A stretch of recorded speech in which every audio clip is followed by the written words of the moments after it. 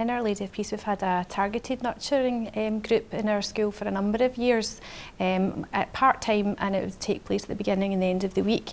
But after some time, we realised, that more and more children really needed support and would benefit from nurture, and we agreed that we needed to develop a whole school nurturing approach.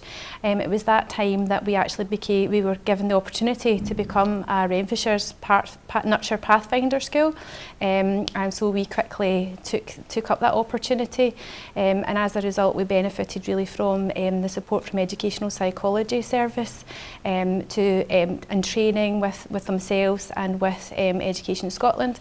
So all of our staff have been trained in the principles of nurture and attachment theory, and more recently around adverse childhood experiences. After the initial training with the psychologists, we agreed to take on one nurture principle for the year, which was very good, because I think if we'd been left to do it ourselves, we would have tried to do all of the nurture principles at once.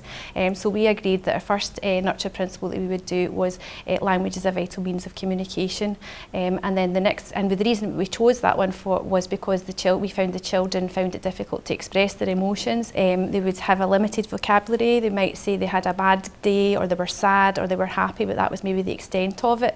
The other reason, a lot of our children couldn't distinguish between a big deal and a little deal, and sometimes it'd be quite highly emotional outbursts as a result of it. So by focusing on language as a vital means of communication, we felt that we would target that. Following the set-up of the core group, Educational Psychology Service supported us further through using the coach consult model.